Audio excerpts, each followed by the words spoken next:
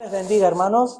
Un gusto enorme verles, hermanos. Me encanta verles. Ustedes saben que si por mí fuera, tendríamos culto los lunes, los martes, los miércoles, y ustedes lo saben, ¿no? Lo que decía Ariel, hermano, es también por experiencia, porque nosotros también hemos hecho lo mismo, ¿verdad? Y nos han tenido que es corregir algunas cositas para que los hermanos, bueno, que quieran estar concentrados y demás, puedan estar concentrados. Amén. En lo que estamos, que es adorar al Señor. Gloria al Señor, hermanos. Miren, hoy quiero compartir con vosotros, vamos a ir al libro de los Hechos, capítulo 1, y vamos a leer del versículo 4 al versículo 11. Y lo que vamos a ver, con la ayuda del Señor, yo lo he titulado, un título, hermano, que parece el título de un libro, me parece muy así, pero es lo que me salió, me nació y digo, wow, título. Se titula La falacia del dualismo. ¿Qué me está diciendo? ¿Qué significa el dualismo? Para que ustedes entiendan, el dualismo es esa falsa idea que tenemos de que el bien y el mal son dos fuerzas por igual que se oponen. ¿Sí? Y eso repercute mucho al pueblo de Dios, muchísimo, más de lo que te puedas imaginar. Al punto de que, por ejemplo, hay doctrinas en la cual se cree que, y en definitiva, y al final la mayoría de la iglesia cree que la salvación es una especie de algo que hace Dios por mí y algo que yo hago por Él. Entonces existe ahí, bueno, y a medida que yo vaya avanzando en el tiempo, a medida que yo vaya invirtiendo más en las cosas de Dios, pues tengo más garantía de llegar al final de la meta y posiblemente Dios haga lo que quiso hacer desde el principio con mi ayuda. ¿Sí? También es una especie de sinergismo eso. Y que en momentos determinados, cuando tú y yo estamos pasando por pruebas, la sensación que nos da es de que la bendición que Dios quiere darte a ti tiene casi el mismo peso que la prueba y el dolor y la circunstancia por la que estamos atravesando. Entonces, ¿qué pasa? Que vemos al diablo y vemos al Señor como dos fuerzas, dos poderes que están ahí luchando. Uno te tira del brazo derecho y otro del brazo izquierdo. Y ahí uno decide, a ver por dónde voy, a ver por dónde no. Pero les digo una cosa y vamos a verlo de manera, a mí, cuando estuve preparando este sermón, a mí el Señor me habló. Es algo que yo ya lo sabía. Pero con más razón aún sabiéndolo, Dios me ministró. Y me sacudió por dentro. Porque, hermanos, vamos a hablar de 4 cosas, o sea, no son 4 cosas distintas, pero sí que van muy de la mano. Y yo quiero que en todo el sermón tú prestes atención a estas palabras, porque con Ariel muchas veces en plan de broma últimamente estamos hablando del siglo presente y el siglo venidero, ¿no? Porque estamos estudiando escatología, que por cierto, bueno, ya dará los anuncios Ariel, el día 29 seguimos con el estudio de escatología. Pero el tema del reino mesiánico, el reino de Dios, es lo mismo que hablar del siglo presente y el siglo venidero. Es lo mismo que hablar de la iglesia. Es lo mismo que hablar del Espíritu Santo. Y ahora lo vamos a ver. Por lo tanto, hermanos, cuando tú y yo, en el momento que nosotros comenzamos a vivir nuestra vida diaria todos los días, tenemos que ser conscientes, hermanos, que estamos o viviendo en el reino mesiánico establecido por Cristo y por medio del bautismo del Espíritu Santo, que ustedes saben, es el nuevo nacimiento, es la regeneración del Espíritu y demás, y que por ende somos beneficiarios de un poder que no es de este siglo, ni de los reyes de este siglo que perecen, sino de un reino que es eterno y que Dios nos lo muestra claramente en el Padre Nuestro. Padre Nuestro que estás ¿en dónde? En los cielos. Santificado sea tu nombre. Venga, ¿qué? Tu reino. Así que miren, y esto quiero comenzar diciendo, esto aunque parezca gracioso, porque para algunos no va a ser gracioso, para otros sí, porque venimos. Hermano, para el cristiano, Satanás ha sido atado. No para el mundo. Para el cristiano, Satanás ha sido atado. Pero si la percepción tuya da la idea de como que no, es porque todavía no has entendido lo que son los poderes del siglo venidero y el poder del reino mesiánico, establecido en el corazón, en tu corazón y en mi corazón, por medio de la morada del Espíritu Santo.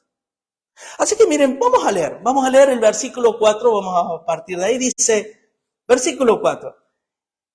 Estas son palabras, Jesús ya había sido resucitado, pero no había sido glorificado. O sea, todavía no había ascendido, pero sí había resucitado de los muertos.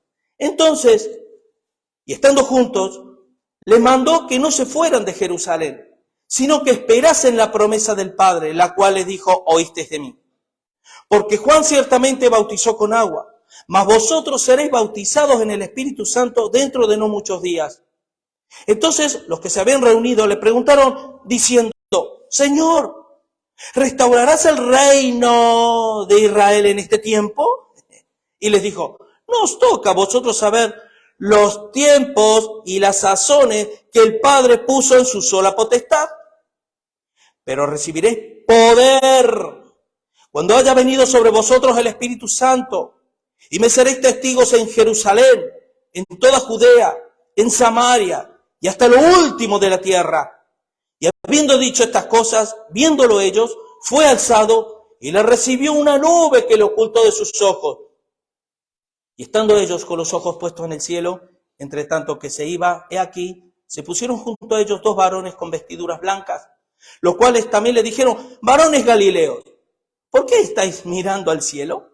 Este mismo Jesús, que ha sido tomado de vosotros al cielo, así vendrá como le habéis visto ir al cielo. Antes que nada, se dan cuenta cómo Lucas, que es el autor de Hechos, cómo compagina el Espíritu Santo con la segunda venida de Cristo. Pero vamos a mirar, miren, a modo de introducción, para que más o menos nos ubiquemos, la intención de esta palabra, hermanos, no es escatología, no vamos a hablar casi de escatología, ¿sí? Lo que pasa es que la escatología está impregnada en todo el Nuevo Testamento, ¿sí? Inevitablemente.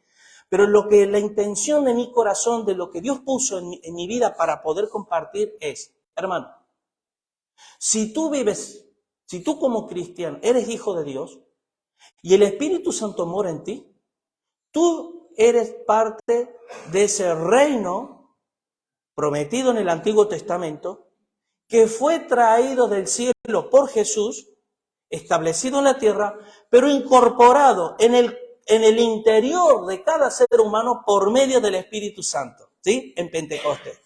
Y esto, por ejemplo, versículos como Lucas 10:19, dice, he aquí, os doy potestad. ¿Se acuerdan quién fue quien dijo, toda potestad me ha sido dada en los cielos y en la tierra? Jesús. Y Jesús le dice a los discípulos, estas son palabras de cuando ellos venían, los 70 que fueron enviados por Jesús, os doy potestad de hollar serpientes y escorpiones, ¿y sobre qué? Sobre toda fuerza del maligno. Sobre alguna fuerza del maligno. ¿Lo que dijo? Sobre toda fuerza del maligno, y nada os dañará. Pero ¿qué pasa, hermanos, cuando nosotros a la primera, y lo digo yo también, el primero, me pongo también, a la primera que tenemos una dificultad en la vida, como cristianos, ¿qué sabemos hacer? Porque os voy a decir, hermano, que los poderes del siglo venidero, el poder del reino mesiánico, el poder del Espíritu Santo, que es lo mismo, solo se vive por fe. Solo se obtiene por fe. Solo se alcanza por fe. ¿Se acuerdan lo que Pablo dijo en Romanos 1, del 16 al 17? No me avergüenzo del Evangelio porque es poder de Dios para salvación a todo aquel que cree. Judío, griego. Porque en el Evangelio de Dios, la justicia de Dios se revela por fe y para fe.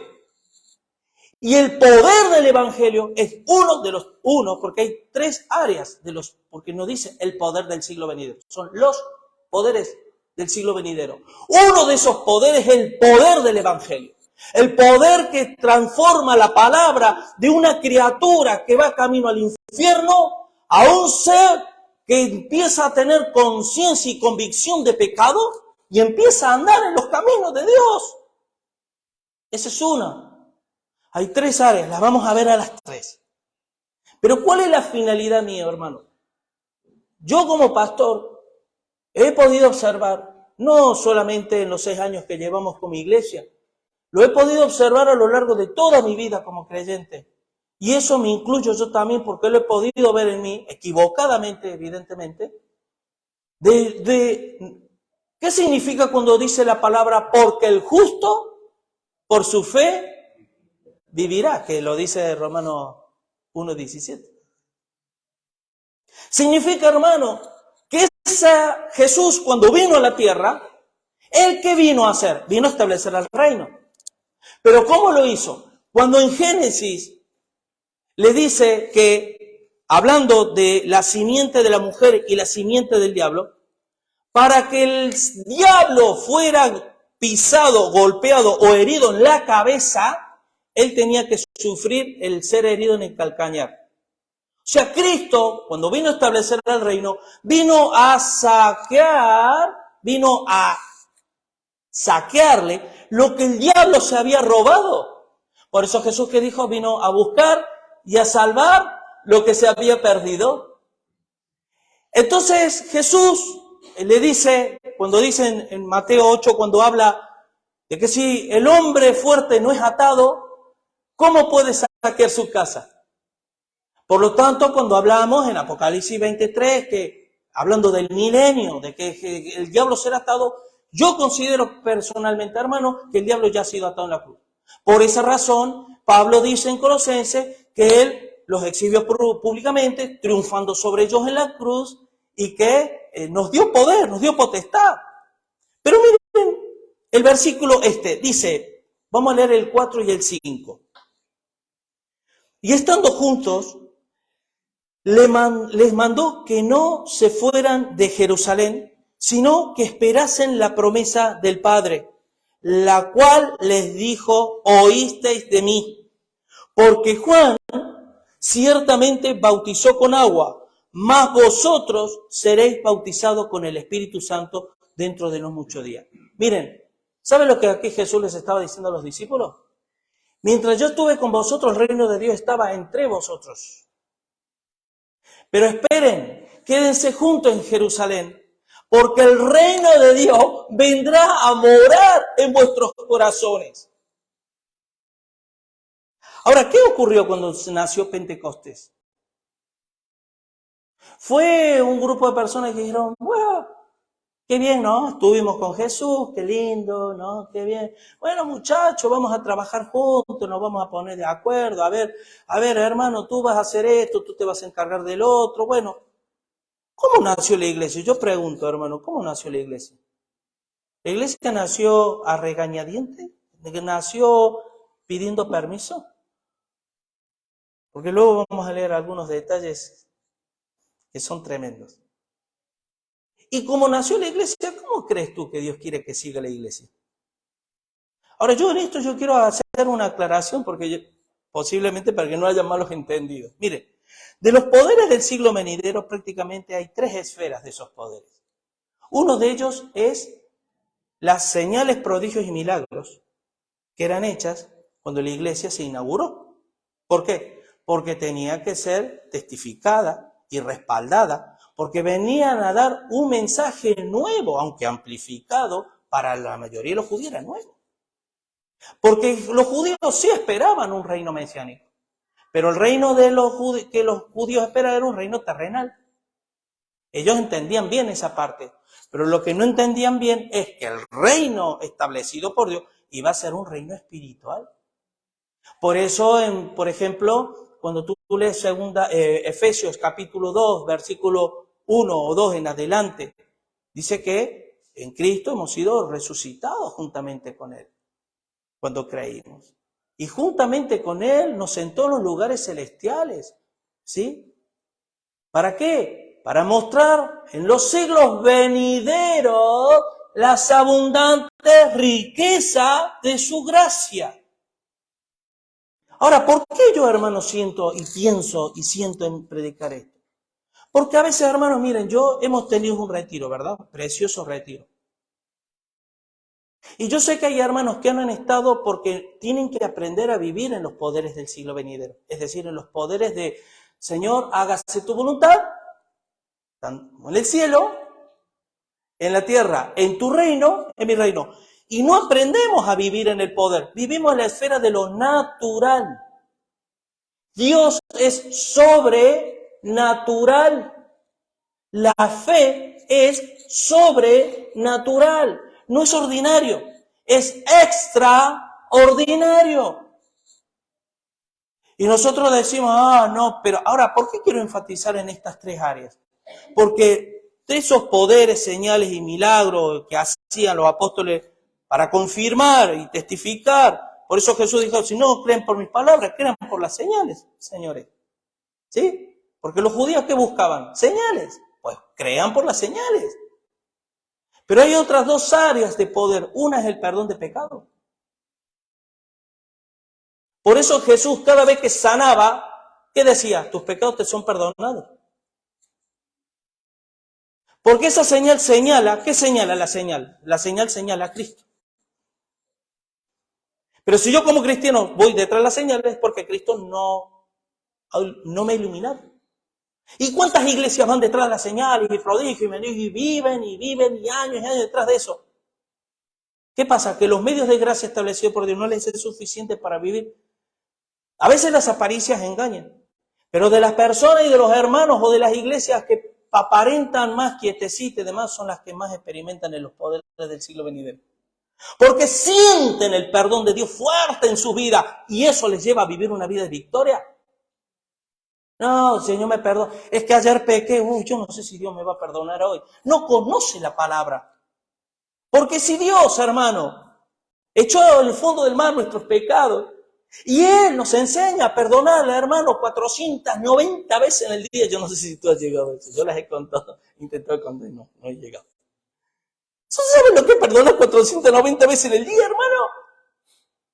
Eso ya lo dije una vez. Eso es una forma de vida, es una actitud que ya está, aunque no me hagas daño, hermano, yo te perdono de todo. El perdón está ahí, presente ahí, aunque no nadie me haga nada. Y el momento que pasa algo, el perdón prevalece. Ahora, si Dios no lo enseñó, ¿por qué te piensas que no lo enseñó? Porque Él hace lo mismo con nosotros. Mas, sin embargo, aquellos que no experimentan los poderes del siglo venidero, no entienden lo que es el perdón de Dios. Y creen que es un dar y recibir, es un trapichón que hacemos con Dios, con Dios negociado. Mira, Señor, yo te prometo, mira, vengo pecando 20 años. Ahora te prometo que yo voy a dejar pecar y si lo hago... Señor dice, pero si yo te conozco, incluso antes que tú vayas a pecar, yo sé que vos vas a pecar y aún a pesar de eso yo te amo. Ahora, si lo vas a dejar, déjalo por amor, pero no negocies conmigo, porque con el Señor no se puede negociar. ¿Amén? Y otra área de los poderes del siglo venidero es en la predicación del Evangelio, que el que acabamos de leer, que es poder de Dios. Y como dice en 1 Pedro, que la palabra de Dios, que dice que hemos sido revividos por la palabra, que vive y permanece para siempre, tiene poder regenerador. La palabra de Dios tiene un poder tremendo y eso lo sabemos perfectamente. Los poderes del siglo venidero, hermano, tiene que ver de lo que yo vivo a diario con Dios. Y a mí como pastor muchas veces me entristece cuando, hermanos, a la primera que pasó una mosca, que la mosca aleteó y me produjo un aire, que ese aire me impidió hacer nada para Dios. Hermano, yo esto lo repito muchas veces, por algo será. Pero hoy aquí no hemos sido invitados por Dios, hemos sido convocados por Dios. ¿Se acuerdan los que estuvieron en el retiro? Cuando Josué se para y dice, vosotros decidís a quién vais a servir. ¿Sí? Y Nehemías, cuando leían el libro de la ley, que la gente... ¿Quién les pidió a Nehemías leer el libro de la ley? El mismo pueblo. Porque esa generación de Dios solo habían oído de sus padres cosas que ellos no experimentaron. Y estaban deseosos, y estaban como un hombre escuchando. Ahora, hermano, eso se vive cuando yo soy consciente de que yo ya no soy igual que el mundo, hermano. De que yo ya no me puedo mover en la esfera de lo natural. ¿Qué es lo natural? Se te enfermó tu hijo, ¡ora a Dios! Y si sabe que el diablo siempre va a usar lo mismo, ora para que el diablo no gane terreno en esa área. Pero nos dejamos estar. Pero es que es normal, es que pastor, usted sabe, es que me engripé y estoy resfriado y estoy enfermo. Y aquí, no, es que esos son para los pentecostales, ¿verdad? El orar por sanidad. No, hermano, no. Porque la diferencia está, hermano, de que los milagros extraordinarios eran fundamentalmente para edificar, para la fundación de la iglesia. Amén. Pero Dios es el mismo. Ayer, hoy, ¿y qué? Por los siglos. Por lo tanto, yo no voy a ir detrás de eso. Pero sí voy a echar mano cuando lo necesite. Y al diablo le voy a pegar una patada, hermano, en el nombre de Jesús. Le pegaré una patada para que Dios prevalezca en mi vida. Porque si a mí Dios me ha convocado a estar allí con mi pueblo, yo voy a estar. Amén. Y eso no es presunción, hermano. Eso es fe. Eso es fe. Porque el justo, por su fe, vivirá. Ahora bien, en estos dos versículos que acabamos de leer, ¿a qué nos encontramos, hermano? En estos dos reinos establecidos en la tierra, dice Jesús. Miren, Juan el Bautista, ¿saben lo que hizo? Alinearlos a vosotros para que el reino de Dios sea establecido en vuestros corazones. Ahora, Jesús, ¿qué dijo? La ley y los profetas son hasta Juan el Bautista, mas el reino de Dios se ha acercado a vosotros. Se ha acercado, nada más. Se ha acercado. Entonces los discípulos vivían en parte esos poderes del siglo venidero. ¿En quién? En Jesús. ¿Y cuándo? Cuando era Jesús los enviaba a ellos. Cuando dice, Señor, los 70, hasta los demonios se nos sujetan. Dice Jesús, ¿de qué es maravilloso? ¿Sabe por qué se maravillaban, hermano? Porque no somos conscientes de la vida espiritual que era del Antiguo Testamento. En el Antiguo Testamento, hoy tú te puedes permitir no venir a la iglesia. Tú te puedes permitir orar de vez en cuando te venga bien o cuando estés pasando por problemas. Nos tomamos licencia, pero eso no va a repercutir en tu salvación. Pero sí va a repercutir tu salvación en ti. Porque yo de aquí seré salvo, sí, pero de aquí hasta la meta yo decido cómo vivir la vida. O vivir como un mendigo, o vivirla en fe. Experimentando milagros de Dios. Yo alguna vez le digo, hermano, ¿cuándo ha sido la última vez que tú has visto un milagro de Dios en tu vida? Y no estoy hablando, hermano, de lo que usted ya sabe. Estoy hablando de un milagro. ¿No te ha pasado alguna vez de decir, estás con un problema, por ejemplo, de enfermedad? Y tú tienes ganas de estar con tu pueblo, tú tienes ganas de obedecer al Señor, pero la enfermedad te supera. Y tú dices, Señor, escucha esto, pero presta atención en esto, hermano. Señor, quiero estar, ayúdame. Tú creaste mi cuerpo, tú sabes cómo funciona, ayúdame en esto. Señor, hágase tu voluntad en el cielo como en la tierra. Y tú no te curas, tú estás así, igual hasta peor. Pero tú entiendes de parte de Dios decir, no, yo voy a ir así. Yo alguna vez lo dije, que alguna vez he subido por esas escaleras a predicar el evangelio, hermano. Estaba. Pero a medida que subí, en el momento que te pones aquí, el Señor ha sido fiel. Porque me has creído. No has esperado ver para creer. Me has creído hasta el final. Experimenta esos poderes del siglo venidero en tu vida. ¿Y sabe lo que hace, qué genera eso en tu vida? Fe. La fe genera fe. Así como el dinero hace dinero, la fe hace fe. La fe genera fe. Porque ves la gloria de Dios, ves su poder y ves que es real, ves que no es teoría, ves que no es algo que está allá, ves que no es algo que es para el pastor, es algo para tu vida. Si tú tienes a tu marido que no viene al Señor, ora, pero ora con fe. Y clama a Dios. No, hermano, miren, reclamar. Cuando uno dice, ¿no? En en estas teologías que pululan, miren, estas falsas teologías aprovechan verdades de Dios para tergiversarlas. ¿Y qué es lo que hacemos nosotros? Rechazamos las verdades de Dios de rotundo por no abrazar esas herejías. Pero yo cuántas veces me ha dicho el Señor, dile a esta persona tal cosa, dile.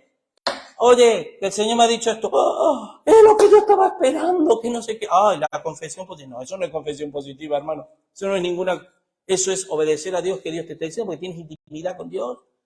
Porque tu reino, mi reino, está en mi corazón, en la morada del Espíritu. Y cuando tú tienes relación con el Espíritu Santo, ¿qué dice la palabra? Que el reino no consiste en palabras, sino en poder. ¿Y has experimentado poder en tu vida?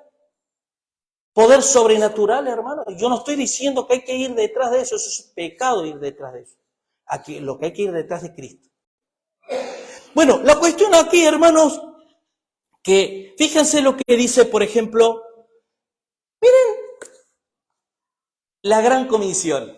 Vamos a leer la Gran Comisión. Dice, toda potestad me es dada en el cielo y en la tierra. Por tanto, id y haced, no dice predica el evangelio, que hay que hacerlo, evidentemente. Y dice, id y haced discípulos, pero escuchen esto, en todas las naciones. Por eso el diablo fue atado para que no engañaran a las naciones. ¿Sabe que si el diablo siguiera engañando? Mira, cuando habla de naciones, esto quiero enfatizar. La palabra que utiliza para naciones es la palabra etnos. No está hablando de países, para que engañe a los países. Sencillamente es para que no engañe a la gente. Y aún más, ¿a qué gente? ¿Para que engañe a qué gente? A la gente que Dios tiene escogido. Para que el poder del evangelio sea efectivo y que no haya interferencia entre el mensaje del evangelio y Satanás, que tiene controlado tu mente. La mente de la gente. Porque él es el príncipe de este mundo. Pero es un príncipe que está atado, sigue siendo príncipe de este mundo. Pero está atado para que el poder del evangelio de Dios sea efectivo en las vidas de las que Dios quiera.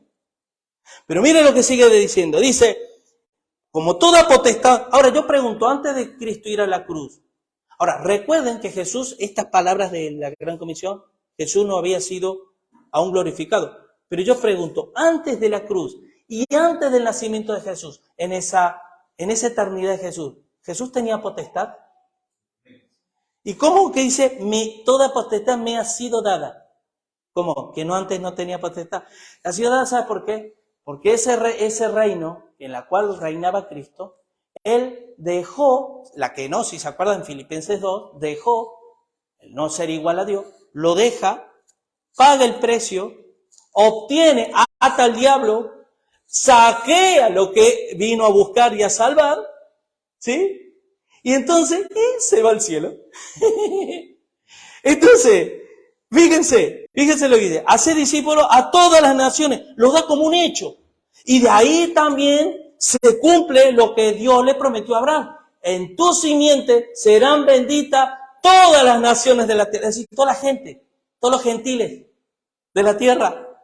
Por eso en Apocalipsis habla en toda lengua, tribu y nación, de todos Dios, de los cuatro vientos, el día que se toque la trompeta y que el Señor venga de los cuatro vientos, el Señor arrebatará, o sea, traerá así así a los suyos, a los que el diablo no pudo engañar más, porque estaba atado. ¿Para quién? Para los que viven por fe, no para todo el mundo. Pero mire lo que sigue diciendo. Bautizándolos en el nombre del Padre y Hijo y del Espíritu Santo. ¿Se acuerdan? Juan bautizó con agua, pero recuerda que ahora viene el bautismo verdadero, ¿no? Y dice, enseñándoles que guarden todas las cosas que os he mandado. Quiero detenerme un ratito en esto. ¿Saben cuál es el gran problema de las iglesias? Que no son enseñados en todas las cosas. Son evangelizados, son atraídos por el Señor, y una vez que están en las iglesias, a vivir de las señales, los prodigios, los milagros, y aquello y allá, y eventos, y por esto, y las emociones, y las canciones, y la música, y los colores, y los teatros, y aquí y allá. Y no se enseña al pueblo. Porque Jesús nos dijo, y predicar el evangelio ya está. Y hacer discípulos, enseñándoles todas las cosas que yo he mandado. Y mire lo que dice. Y aquí yo estoy con vosotros todos los días hasta el fin de la era, en el original. ¿Sí? Hasta el fin de la era. Aión. ¿Cuándo estará? Porque ¿qué es lo que Jesús quiso decir? Yo estaré con vosotros hasta el fin del mundo. Pregunto. En el día de la resurrección, el día que ya estemos glorificados, ¿seguiremos estando con Jesús? ¿Y cómo es que dice que solo estará con nosotros hasta el fin del mundo? Ay, Señor, entonces no va a estar conmigo. Sí, Julio, sí, vamos a estar. Lo que pasa es que estas palabras están en el contexto de que mientras ustedes vayan en este valle de sombra de muerte, en este peregrinaje, ¿sí? Yo voy a estar con vosotros. Y ese reino de Dios que yo vine a establecer en la tierra, yo los estableceré en vuestros corazones para que ustedes experimenten el poder de Dios, el poder de lo alto. Así que, eso, y mira, ya me gustaría que leyésemos, porque aunque lo cité a medias, pero yo quiero que vayamos a Efesios, porque son palabras preciosas, palabras que nos deben. Por ejemplo, vamos a leer unos versículos de Efesios capítulo 1, y quiero que ustedes, hermanos, puedan entender esto, hermanos, que si tú como cristiano sigues viviendo en la esfera de lo natural, no has entendido nada. Porque seguimos viviendo como el mundo. ¿Y qué diferencia hay? Nada, que eres un buen muchacho, una buena chica, un buen chaval. Y ya está. ¿Qué crees que el poder de Dios, hermano, es cuando dice, esta persona, por la que le está cayendo y lo ves así? ¿Sabes por qué, hermano? En cierta manera, ¿sabes lo que es el reino de Dios? ¿Sabes lo que es el reino mesiánico? El Edén. El Edén establecido en el corazón. ¿Qué había en el huerto del Edén? 2 árboles. ¿Y uno de los árboles quién era? Cristo. ¿Sí? Si Cristo mora en tu corazón, ten por seguro que estás en el Edén. Otra cosa es que hagas lo mismo que hizo Adán y Eva. No tomar del árbol de la vida, sino del otro árbol. Y yo te pregunto, ¿tú crees que hay cristianos que sigan viviendo del árbol del bien y del mal? Sí. Así les va. Pero si seguimos tendiendo nuestra mano al árbol de la vida, tú vas a tener Jesús que dijo, yo he venido a daros vida y vida en abundancia. Si no, no. Uy, si pastor, si supiera por la que estoy pasando. Bueno. Miren lo que dice capítulo 1, versículo 19, habla de Cristo. ¿Y cuál? La supereminente grandeza de su poder. Y lo voy a volver a repetir porque vale la pena. Dice, ¿y cuál? La supereminente grandeza de su poder. ¿Para con quién? Para con nosotros, los que ¿quién? O sea, son para los que creen, ¿no? O sea que el poder de Dios son para los que creen, no son para todos. Según la operación del poder de su fuerza, la cual operó en Cristo, resucitándole de los muertos, sentándole a la diestra en los lugares celestiales, sobre todo principado, autoridad, poder, señorío, y sobre todo nombre que se nombra no solo en este siglo, sino también en el siglo venidero. Hermanos, hasta aquí yo, porque vamos a seguir leyendo, pero yo hasta aquí quiero hacer un hincapié en algo. Dice que ese poder operó en Cristo, resucitándole de los muertos. Ahora, nosotros tenemos lucha, ¿verdad? Pero ¿tenemos lucha con quién? ¿Con la sangre?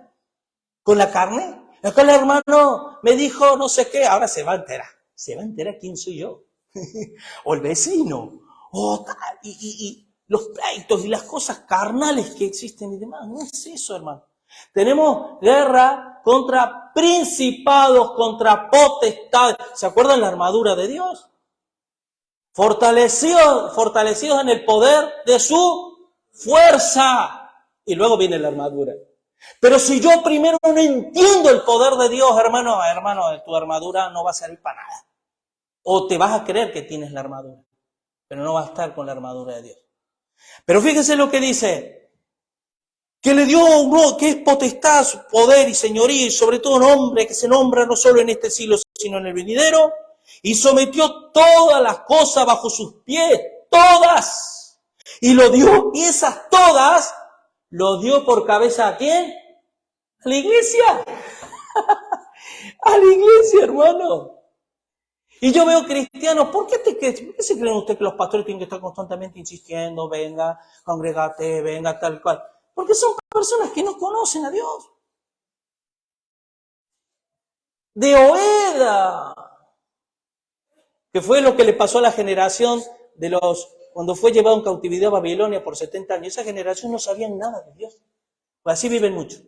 Creen, pero no conocen a Dios.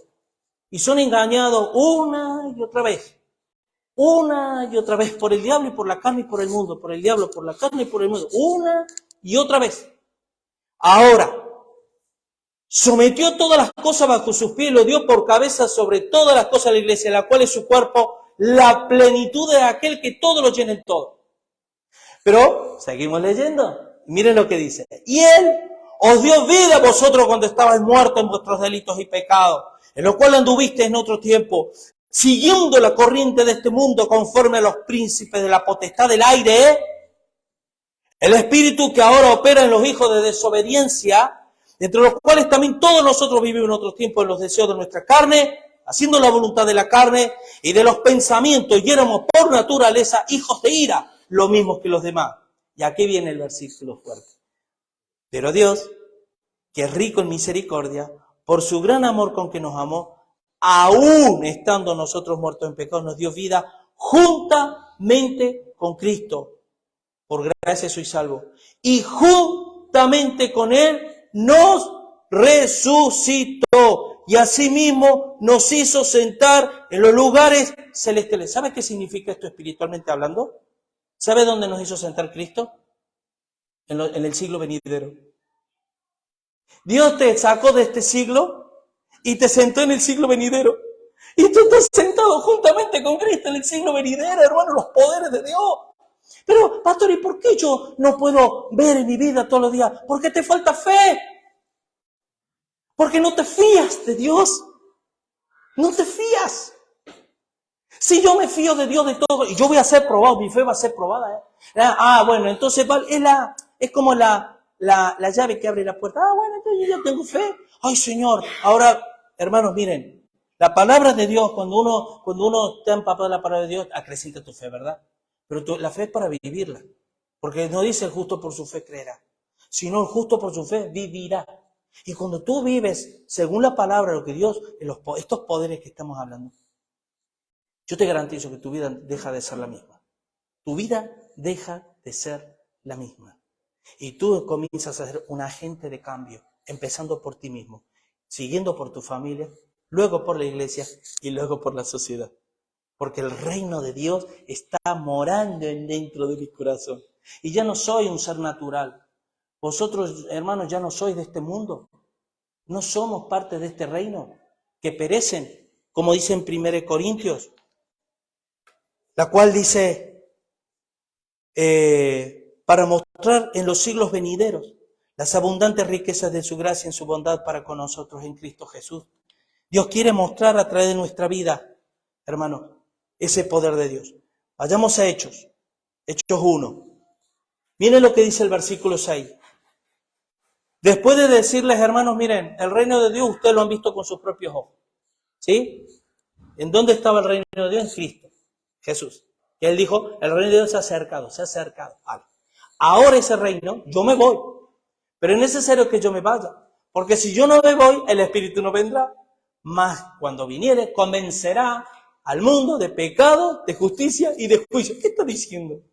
Que el poder del reino venidero, del siglo venidero, al incorporarse en el corazón de las personas, esas personas iban a ser convencidas de 3 áreas que necesitamos ser convencidos para verdaderamente ser cristianos. Pero yo soy cristiano. Bueno, pero ser cristiano, ¿sabes qué significa? Vivir lleno del Espíritu Santo. Ser cristiano, vivir en una total obediencia a Dios. Eso es ser cristiano. Ser cristiano no es vivir en la carne, sino en el Espíritu.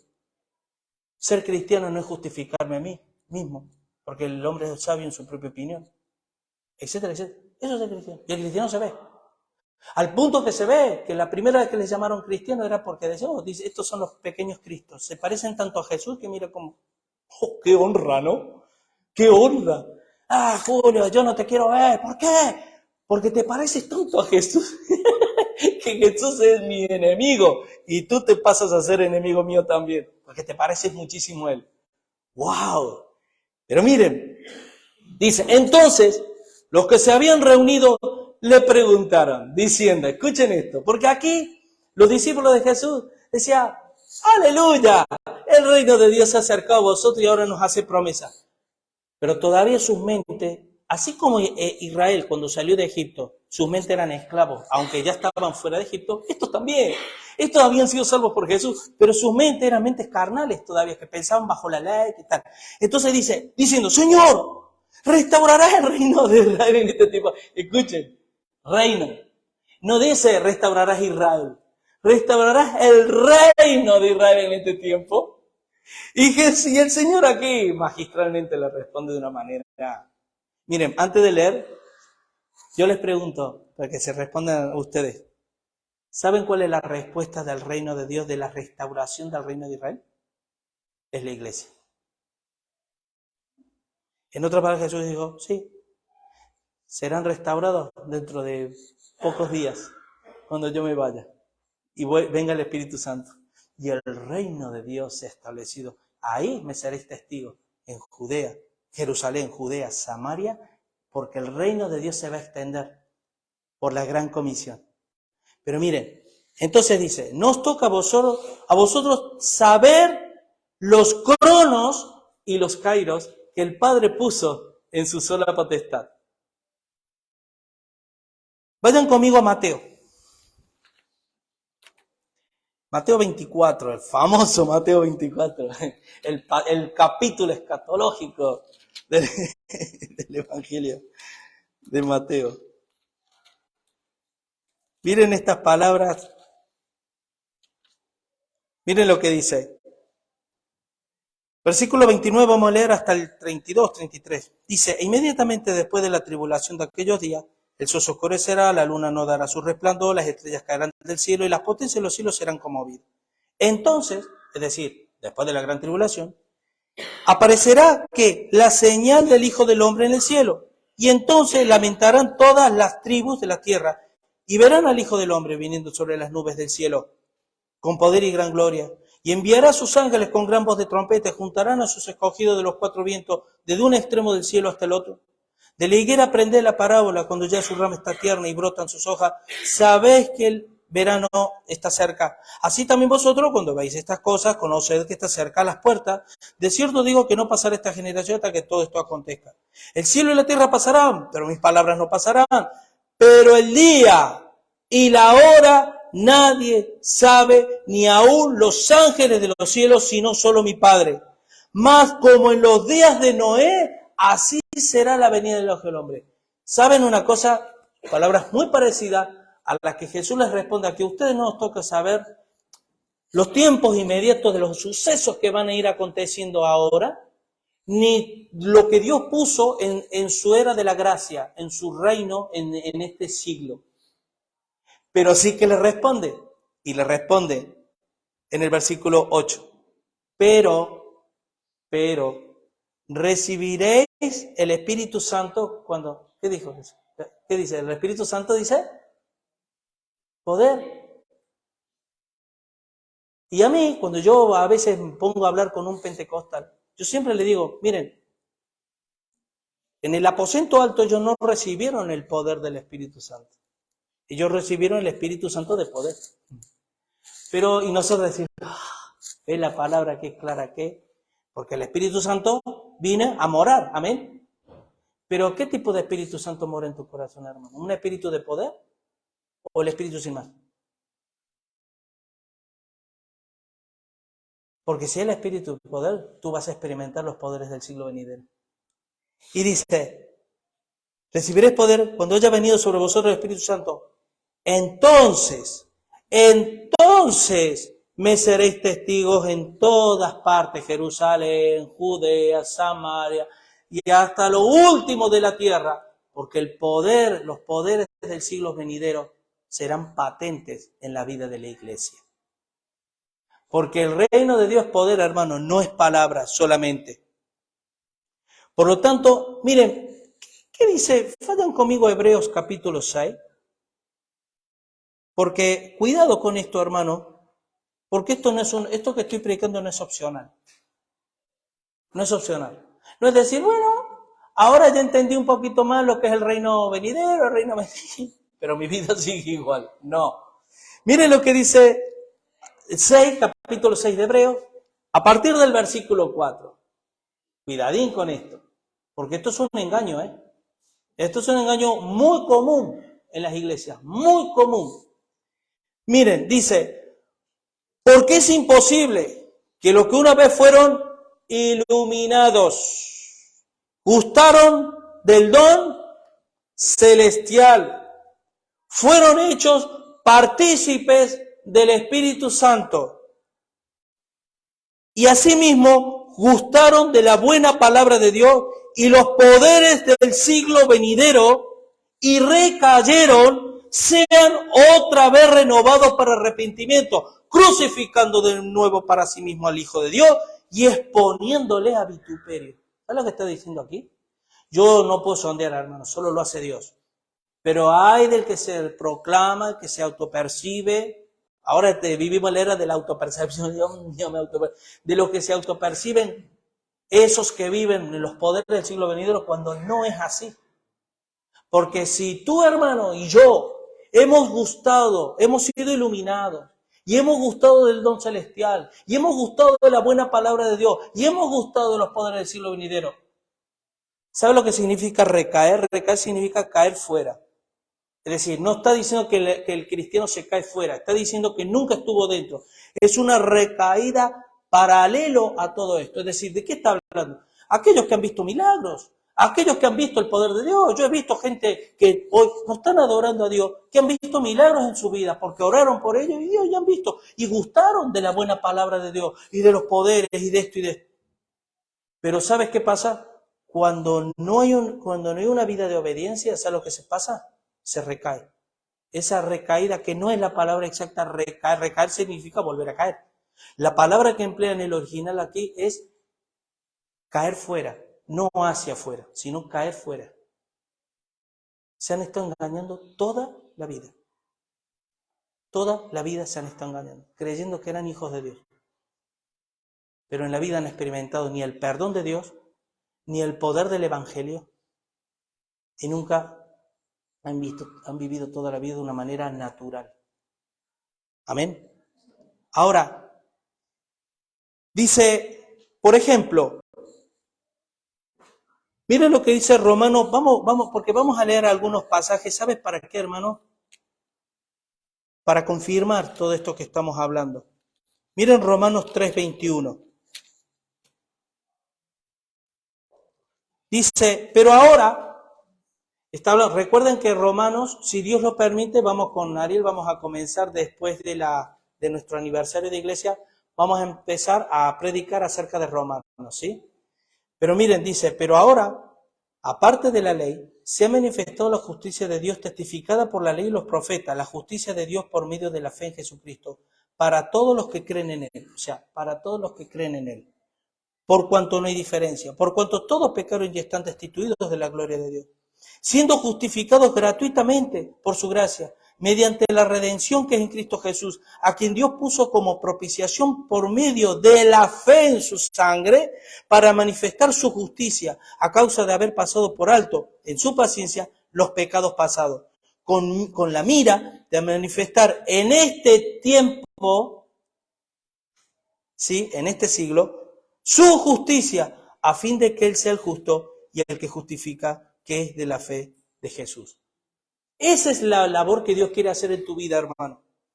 Y que no dejemos ya de estar siendo engañados por el diablo. Versículo 9. Y habiendo, Hechos 1, 9. Y habiendo dicho estas cosas, viéndolo ellos, fue alzado. Y le recibió una nube que lo ocultó de sus ojos. Y estando ellos con los ojos puestos en el cielo, entre tanto que él se iba, he aquí se pusieron junto a ellos 2 varones con vestiduras blancas. Y fíjense lo que le dicen estos 2 varones, hermano, y si no es para reírse, ¿eh? Dice, los cuales también le dijeron, varones Galileo, ¿por qué estáis mirando al cielo? Como para no estar mirando al cielo. Hermano, imagínate que de repente estamos hablando con Ariel y vemos que Ariel se va así. ¡Wow! ¿No? ¿Y cómo no vamos a estar mirando? Jesús estaba yendo y le dice, ¿por qué estás mirando al cielo? Dice, este mismo Jesús que ha sido tomado de vosotros al cielo, así vendrá como le habéis visto ir al cielo. Esa palabra tomado es la misma palabra que emplea para cuando seamos arrebatados. Así nos iremos, como Jesús. Pero también vendremos con Él, que esa es otra parte de la escatología, que no es que nosotros nos encontramos en las nubes con el Señor para ya irnos al cielo y luego, después de 7 años, hermano, os digo una cosa, nosotros ya estamos viviendo en tiempos escatológicos. No es que la escatología es algo que va a venir, es algo que ya estamos viviendo. Y el que no está persuadido de estas cosas, vive la vida como si no fuera con Él las cosas. Porque estamos siendo vueltamente engañados. Miren, ¿se acuerdan de las 7 parábolas del reino? De Mateo 13. ¿Sí? En esas 7 parábolas prevalece la palabra el reino de Dios es semejante a. El reino de Dios es semejante a. Pero yo quiero que vayamos a una parábola. La parábola de la red. Capítulo 13. Mire lo que dice a partir del 47 al 50. Escuchen esto con atención, presten atención con esto, porque esto también es algo que nos debe alertar. Asimismo, el reino de los cielos es semejante a una red que echada en el mar recoge toda clase de peces. Y una vez llena, la sacan a la orilla y sentados recogen lo bueno en cestas y lo malo echan fuera. ¿Qué dice? Así será el fin del siglo, el fin de esta era. Miren, no sé si se acuerdan que nosotros enseñamos acerca de las 7 parábolas del reino, son paralelas a las 7 iglesias de Asia. Y esta parábola de la red es la última, es la 7ª parábola. Y esta parábola, junto con la parábola del trigo y la cizaña, pero en especial en esta, a diferencia de las otras 7 parábolas, utiliza la palabra fin de los siglos, el fin del siglo. Utiliza que así será la iglesia, es decir, el reino de Dios, la iglesia, al final de los tiempos. ¿Qué pasará? ¿Ustedes qué observan en las iglesias hoy? Hablando de la iglesia en general. ¿Ustedes creen que no hay toda clase de peces dentro de las iglesias? ¿Ustedes piensan que las iglesias hoy no están desesperadas por pescar y pescar y pescar y pescar sin saber lo que estás pescando? Y dice el diablo, toma, yo te voy a mandar mis pescados también. Toma, ¿quieres pescados? Toma. Y luego estás tú en tu pecerita que has tenido con tus pececitos lindos, dándoles de comer, que son tus hermanitos. De repente, ¡ay, qué lindo pececito! Pasa el tiempo y un tiburón que se quiere comer a los peces que huyen. Y ahora ve a echarlo. ¿Pero quién lo echa? Dios. En el fin de los siglos lo echa fuera. Porque no es parte del rebaño de Dios, no es parte de la pesca de Dios. Pero miren lo que dice. Y una vez llena, se saca a la orilla y sentados recogen lo bueno es y lo malo echa fuera. Así será el fin del siglo. Saldrán los ángeles, ¿se acuerdan Mateo 24? Porque se oirá la voz de trompeta, voz de ángel, los ángeles vendrán y de los 4 vientos recogerán. Y dice, y los echarán en el horno de fuego. Allí será, versículo 49, así será el fin del siglo. Saldrán los ángeles y apartarán de lo malo entre los justos. Y los echarán en el horno de fuego, y allí será el lloro y el crujir de dientes. Así que aquí evidencia parte, porque vivimos parte del reino eterno de Dios. Hoy, ahora, presente. ¿Por qué? La fe, ¿qué es? Certeza de lo que se espera. Wow. Y convicción de lo que no se ve. ¿Y tú te mueves por lo que no se ve o por lo que se ve? Es una pregunta a cada uno. Yo también me la tengo que contestar. ¿sí? Somos movidos por lo que vemos, somos movidos por las circunstancias que estamos atravesando. Pastor, no, es que ahora yo ya no puedo porque no sé, no me siento mal. Y porque me siento mal, yo ya. Si la fe no te dice ora cuando sientas.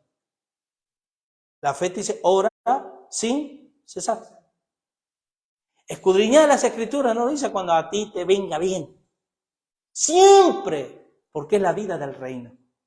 Es la vida y es la identidad del reino. Así que, de la misma manera que está, miren lo que dice 1 Corintios 2:6. Dice, sin embargo, hablamos sabiduría entre los que han alcanzado madurez.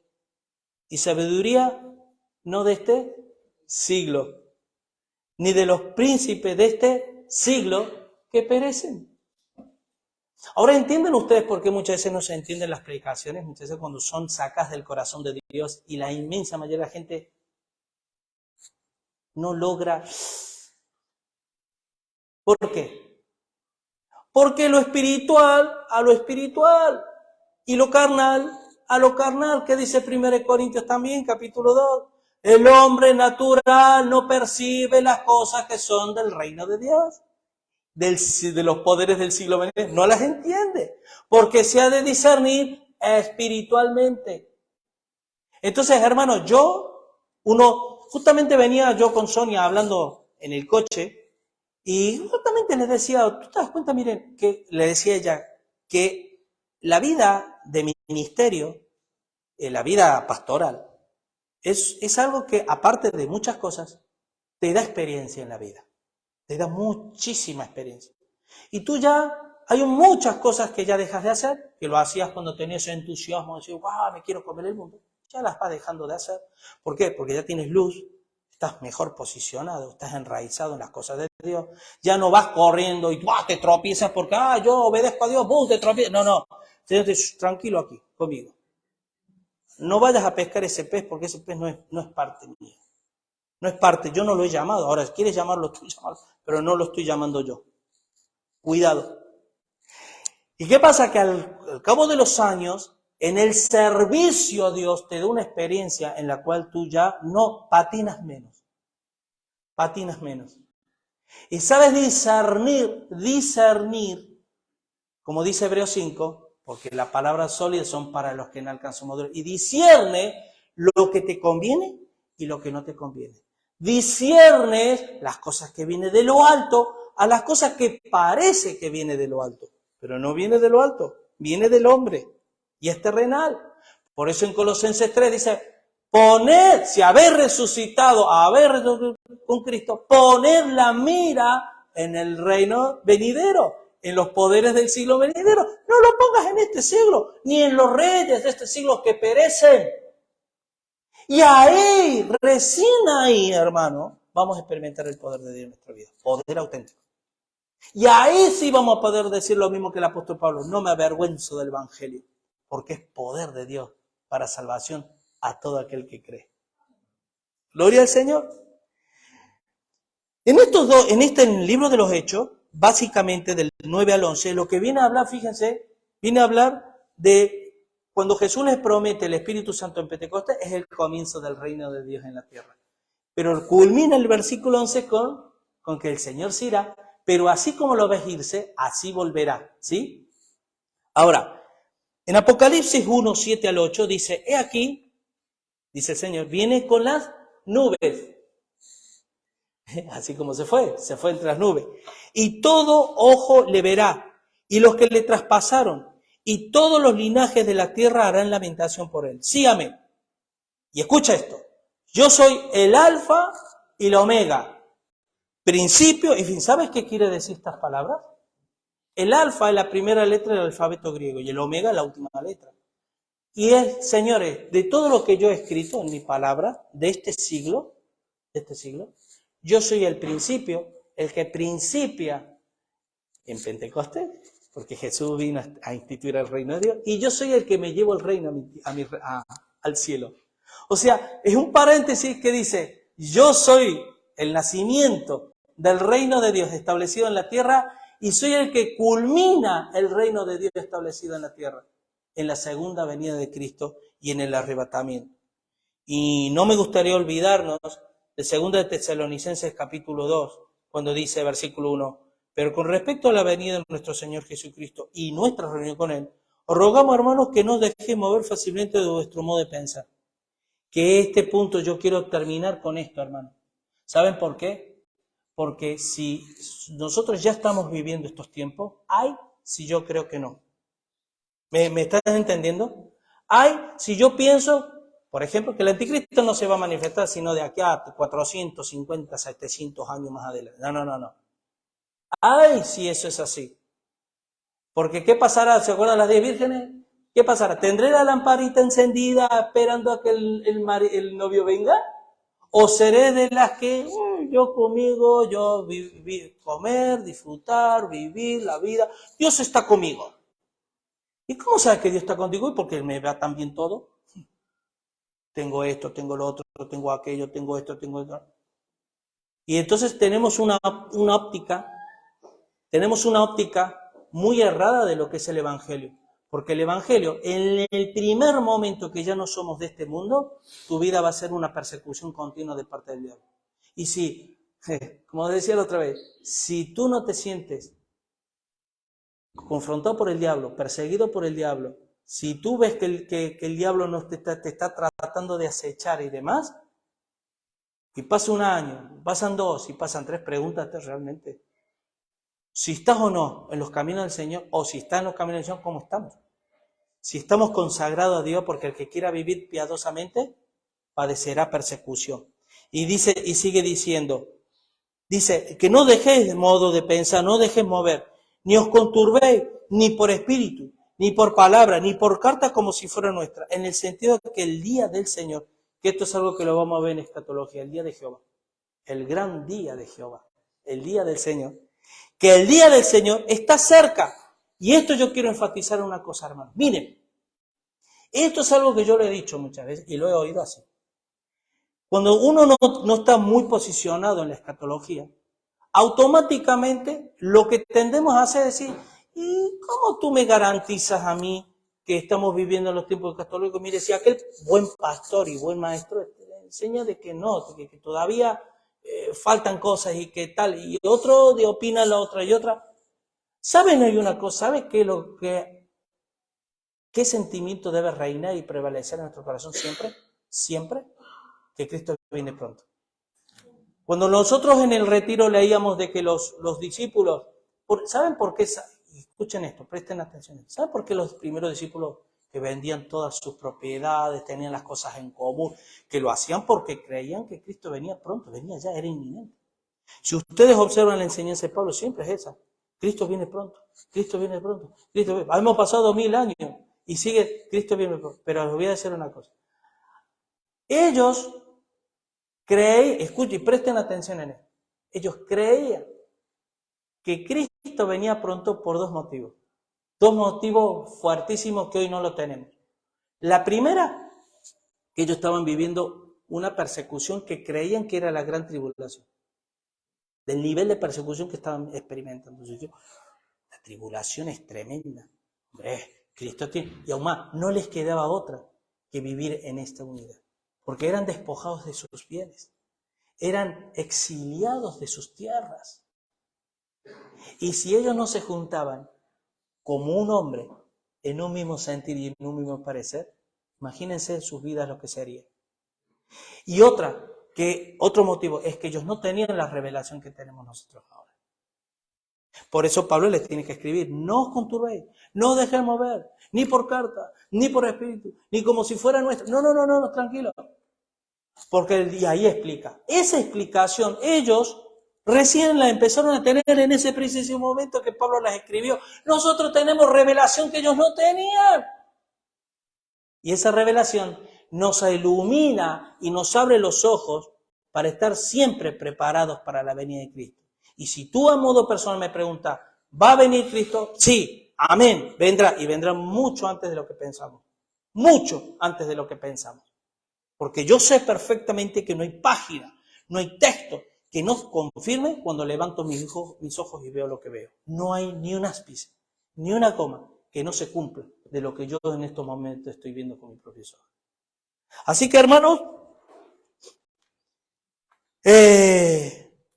cuando Jesús oró, y ya con esto termino, para los que están bostezando, hermanos, ya termino, dice, miren, cuando Jesús oró en Juan 17, Jesús hubo esa oración es tremenda, ¿no? Yo te pido que la estudies, porque primero tiene un sentido escatológico.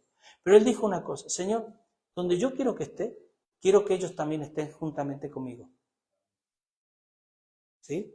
Eso es algo que a nosotros nos debe servir, hermano, para saber que si tú estás en Cristo, Cristo va a estar en ti. Y si tú estás en Él, y si Cristo está en ti, es porque Cristo está en ti. Porque nosotros le seguimos a Él. Él pone el querer como el sentir en nuestro corazón, como el hacer, y ahí le seguimos. Y para terminar, hermano, como para no dejar en duda, una cosa que también la vamos a ver en el estudio, pero la quiero recalcar ahora. Porque en Apocalipsis, ¿por qué lo digo, hermano? Porque si tú entiendes que el diablo está atado y que Dios te da toda potestad para hollar serpiente y escorpión y sobre toda fuerza de mal, tu vida tiene que cambiar, hermano. Si no lo crees, a partir de ahora si lo empiezas a creer, eso es iluminación, hermano. Pero ¿qué sabes una cosa? En Mateo 20, 2 y 3 dice que fue atado. ¿Pero lanzado a dónde? ¿A dónde fue lanzado? Al abismo. Bueno, al abismo. Vayan conmigo a Lucas 8.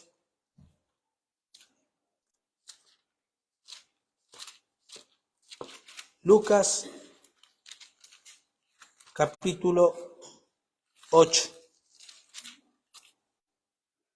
Miren, voy a leer unos versículos. Miren lo que dice el versículo 28. Aquí quiero mostrar, hermano, qué significan los poderes del siglo venidero. Que esto no quede como un relato histórico que quedó allá y ya está. Miren, versículo 28. Es decir, está hablando del endemoniado gadareno. ¿Sí? Dice, escuchen, al ver a Jesús, lanzó un gran grito, y postrándose a sus pies, exclamó a gran voz, ¿qué tienes conmigo, Jesús, Hijo del Dios Altísimo? Te ruego que no me atormentes. Escucha esto. Esto nos puede parecer un relato, hombre, obvio, era Jesús, ¿no? El Hijo de Dios. Pero este acontecimiento nunca había pasado en el Antiguo Testamento. Jamás. No hay ni un pasaje que hable de algún demonio. Y estaba lleno de endemoniados en el Antiguo Testamento. Lleno de endemoniados. Pero escuchen esto.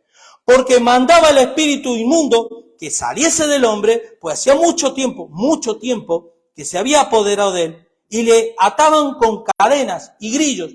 Pero rompiendo las cadenas era impedido por el demonio. Era impelido por el demonio a los desiertos, o sea, los llevaba a los desiertos y rompía las cadenas, imagínense. Bueno, y le preguntó Jesús diciendo, ¿cómo te llamas? Escuchen esto. Dije, legión, porque muchos demonios habían entrado en él. Una legión son 1000 personas. Cuando le da el nombre legión, ya te puedes dar una idea cuántos demonios había en esa persona y qué pedazo de endemoniado habrá. Bueno. Y miren lo que dice el versículo 31. Y le rogaban que no los mandase ir al... Porque sabían que iban a ser arrojados al abismo. Y fueron arrojados al...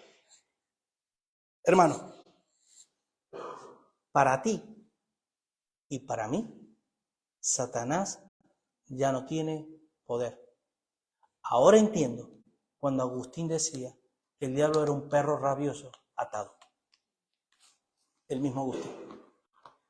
Entonces, si el diablo sigue prevaleciendo sobre áreas de tu vida, es porque el diablo está para hurtar, matar y destruir. Es porque se lo permitimos nosotros. Porque te guste o no, tú y yo viviremos por fe. No hay otra manera. Y yo quiero también decir una cosa, hermano, porque yo he puesto como ejemplo el diario vivir, ¿verdad? Cuando nos pasan cosas, ¿verdad? Y necesitamos el poder de Dios, pero no, como no me fío, ya. Si tú tienes una enfermedad, hermano, no. ¿A quién vamos? Al médico. Y gloria a Dios que hay buenos médicos y que tal. Si estás con problema económico, vas al banco. Pero nosotros ya no somos de este mundo. Ahora somos del reino de Dios. Entonces, bueno, Señor, tú prometiste provisión. Pero ¿saben una cosa, hermano?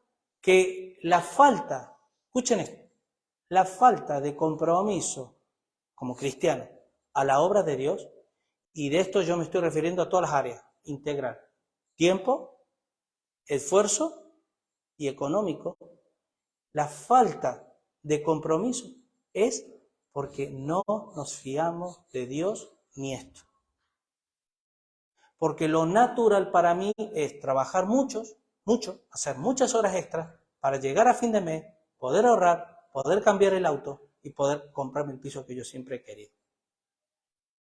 Y no viví por fe. Eso es para el pastor. Y eso, hermano, de eso también vamos a rendir cuentas delante de Dios. No si damos, nos damos, sino porque el no dar a Dios, tu vida, no dar nuestro corazón al Señor, es de lo que refleja dónde está nuestro corazón. Así que, hermanos, por tanto, tened paciencia hasta la venida del Señor. Mira cómo el labrador espera el precioso fruto de la tierra, aguardando con paciencia hasta que reciba la lluvia temprana y tardía. Dice, tened también vosotros paciencia y afirmad vuestros corazones, porque la venida del Señor se acerca. La venida del Señor se acerca. Entonces Pedro tampoco tenía mucho discernimiento acerca de que si el Señor venía pronto. ¿Quieren que les diga una cosa? Y ya con esta sí termino. Lo prometido. ¿Quieren que les diga una cosa? Miren, si Dios no quiera, yo salgo de aquí y tengo un accidente y parto con el Señor ya vino para mí. El Señor ya vino para mí. Entonces, ¿por qué siempre uno tiene que estar preparado para la venida? Porque la venida de Cristo significa juicio. Significa, la vida eterna, sí, pero significa el tribunal de Cristo. Que tu vida será pasada por fuego. Y el fuego probará que de qué calibre era yo, de qué material estaba hecho. Si mi fe era de piedra preciosa, si mi fe era de oro, o si mi fe era de hojarasca, paja o heno. Algunos por los pelos se salvarán, dice, como por fuego, será salvo como por fuego, ¿vale? Pero, ¿me entienden lo que os digo, hermano? El ahora y el ya y el no dejar para mañana es lo que Dios reclama. Hay un reclamo de parte de Dios para nuestras vidas, hermano. Y esto que acabamos, todo esto que se pudo haber dicho mejor, amén, se pudo haber dicho, pero os digo una cosa, hermano, es un pecado tremendo. Todo lo que no procede de fe es pecado. Y si tú y yo no vivimos conforme a los poderes del siglo venidero, estaremos pecando. Amén. Vamos a orar. Padre Santo, mi Dios, gracias por tu palabra. Gracias, Señor, porque es tremenda, es bendita, es profunda. Ilumina nuestras vidas. Y gracias, Señor, porque ahora, Señor, cada vez que tú iluminas mi vida, Señor, me preparo para vivirla, Señor, para vivirla. Y no me extrañaría, Señor, que ahora, después de predicar esto, tú pruebes nuestra fe, Señor. A todos, en la manera que tú entiendas cómo hacerlo. Porque si es necesario, tengamos que ser afligidos en diversas pruebas para que nuestra fe, Señor, sea probada y que sea hallada en alabanza y gloria. Yo te pido, Señor, que esta iglesia crezca en fe. Pero la fe que procede de tu palabra, no, Señor, de aquellas que a nosotros nos parece que es, Señor, sino que experimentemos verdaderamente que tú, Señor, tu presencia no consiste solamente en palabras, sino en el poder de tu Espíritu Santo, Señor. Y me uno a las palabras del apóstol Pablo cuando decía que no se avergonzaba de tu evangelio porque es poder tuyo, Señor. Lo mismo te puedo decir, Señor, no me avergüenzo de tu evangelio. Al contrario, Señor. Amo como la miel en la boca, Señor, es tu palabra y tu ley. Enséñanos a vivir y a crecer cada día en esto, Señor. Te lo pido en el nombre de Jesús. Amén y amén.